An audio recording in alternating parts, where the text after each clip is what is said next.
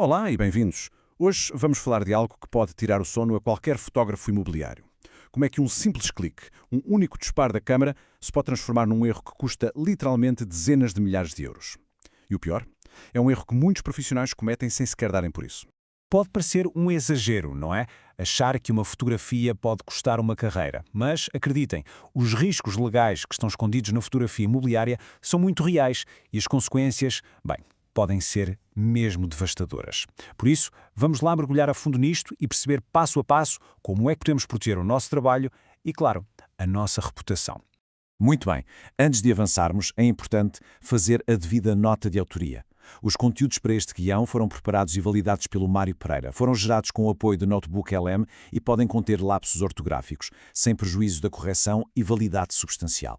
Ok, vamos então a casos práticos, a histórias reais. Vou partilhar 4 cenários, todos eles baseados em decisões de tribunais, que mostram na perfeição os perigos mais comuns que qualquer profissional de imagem pode e vai enfrentar no terreno. Vamos começar com uma situação que é, hoje em dia, super comum. Imaginem a cena. Um fotógrafo, para conseguir aquela imagem de capa de revista, usa um drone para captar o ângulo aéreo perfeito de uma moradia de luxo. Fantástico, certo? O drone sobrevoa o jardim, a piscina. O problema?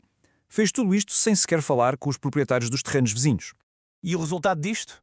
Bem, o resultado foi uma condenação em tribunal. Pagamento de uma indenização de 4.000 euros por danos não patrimoniais. E atenção, este valor podia ter sido muito, mas muito mais alto. Agora, onde é que a coisa fica mesmo interessante? É na base desta decisão, porque isto não teve nada a ver com as regras da aviação ou da ANAC.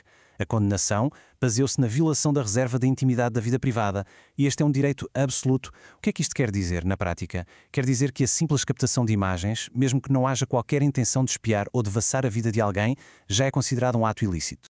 Portanto, a lição aqui é claríssima. O ponto crucial é este. É preciso obter sempre, mas sempre, uma autorização por escrito do proprietário do terreno que se vai sobrevoar. E um alerta muito importante. Cumprir as regras da ANAC é obviamente obrigatório, mas não serve de escudo legal contra a responsabilidade civil. Pensem nisto como camadas de proteção diferentes. Vamos então ao segundo cenário. Uma situação muito delicada. Pensem num apartamento que está para venda, mas ainda está arrendado. A sessão fotográfica acontece e, claro, capta-se tudo, a sala, os quartos, e com isso apanham-se objetos pessoais, livros e até mesmo retratos de família dos inquilinos. O proprietário do imóvel deu autorização para fotografar, claro, mas e os inquilinos? Alguém lhes pediu autorização a eles? Bem, isto é o que se pode chamar de uma tempestade jurídica perfeita, porque aqui estamos a falar de várias coisas ao mesmo tempo. Há uma potencial violação do direito à imagem, há um possível crime de fotografias ilícitas e, como se não bastasse, há uma violação do Regulamento Geral sobre a Proteção de Dados e as coimas do RGPD podem chegar aos 20 milhões de euros. É um ponto fundamental. O proprietário não tem legitimidade para dar consentimento em nome dos seus inquilinos. Então, como é que se evita este pesadelo? A prevenção aqui tem de ser um processo super rigoroso. Primeiro, confirmar sempre se o imóvel está ocupado. Segundo, obter o consentimento por escrito de todos os residentes. Terceiro, o ideal dos ideais é mesmo solicitar que todos os objetos pessoais sejam removidos antes da sessão. Usar a edição de imagem para desfocar ou apagar detalhes é o último recurso. Nunca deve ser a primeira linha de defesa. Vamos agora para o terceiro cenário, e este é um clássico, um verdadeiro clássico dos direitos de autor. Um fotógrafo faz um trabalho para um promotor imobiliário. Tudo combinado de boca, um contrato verbal. Passam os meses e, de repente, as mesmas fotografias aparecem numa grande campanha publicitária de uma agência imobiliária parceira. Estão em outdoors, em revistas, mas sem qualquer crédito para o fotógrafo e, claro, sem pagamento extra. Legalmente, isto tem um nome. É o crime de usurpação de direitos de autor. Este caso ilustra um ponto que é absolutamente fundamental perceber. Existe uma coisa na lei chamada presunção legal de transmissão de direitos num contrato de encomenda. Mas, e este mas é gigante, essa presunção só se aplica à relação direta entre o fotógrafo e quem encomendou o trabalho. Não se estende a terceiros. Portanto, a utilização das fotos pela agência parceira é completamente ilícita. E qual é a solução para isto? A palavra de ordem é contratos. Contratos por escrito, sempre. Nesses contratos tem de estar especificado o âmbito exato do licenciamento, onde é que as fotos podem ser usadas, durante quanto tempo, em que territórios. E o ponto crucial, é possível incluir uma cláusula que anula aquela tal presunção legal, garantindo que os direitos patrimoniais ficam sempre do lado do fotógrafo. Chegamos ao nosso último cenário, e este envolve um verdadeiro ícone da arquitetura portuguesa, a Casa da Música no Porto. Uma fotografia espetacular do edifício é usada para fins comerciais, por exemplo, na brochura de uma agência de viagens. À primeira vista, parece totalmente inofensivo, não parece? A resposta curta é não, não é assim tão simples. Ao contrário do que muita gente pensa, a lei portuguesa não tem uma liberdade de panorama assim tão ampla como noutros países. O que é que isto significa? Significa que o uso comercial de imagens de obras de arquitetura que estão protegidas por direitos de autor exige, por regra, uma autorização do titular desses direitos. E quem é o titular? Geralmente o arquiteto ou os seus herdeiros. Então, para evitar problemas nesta área, é preciso fazer o trabalho de casa. Primeiro, identificar se os edifícios são protegidos por direitos de autor antes da cessão.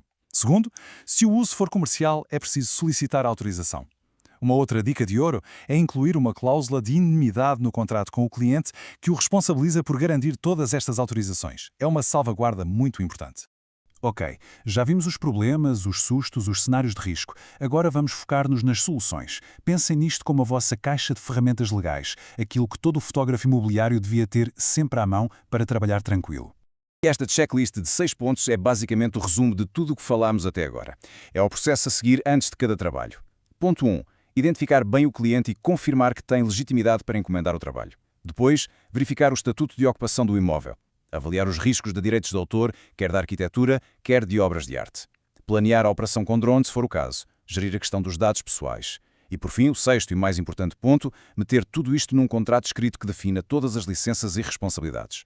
E já que falámos em licenciamento, perceber bem estes conceitos é fundamental para o negócio. Basicamente temos 3 tipos. A cessão total é literalmente vender a fotografia. A titularidade passa para o cliente. A licença de uso exclusivo, como o nome indica, dá exclusividade ao cliente para usar a imagem, mas a titularidade, a propriedade da foto, continua a ser do fotógrafo. E por fim, a licença limitada, que é o mais comum, autoriza um uso muito específico para um fim concreto. E claro que cada uma destas opções tem que ter um preço diferente.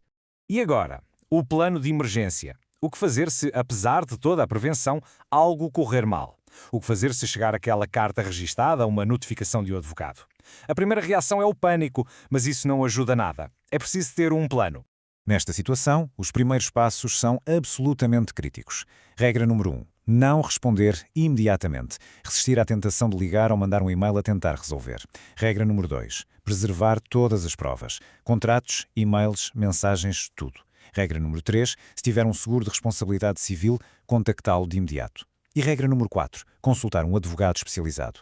Qualquer passo em falso, qualquer comunicação precipitada pode ser interpretada como uma adição de culpa. Olhem, o objetivo de toda esta conversa não é de todo assustar ou criar medo. Pelo contrário, é capacitar, porque o conhecimento de todas estas regras é precisamente aquilo que nos permite trabalhar com segurança e, mais importante que tudo, com total liberdade criativa. E é esta a ideia central que quero deixar. É o nosso lema. Fotografe com liberdade, mas proteja-se com conhecimento. A verdadeira liberdade para criar vem de mãos dadas com a responsabilidade de nos protegermos. E é este equilíbrio que, no fundo, define um profissional de excelência. E pronto, chegamos ao fim da nossa análise de hoje.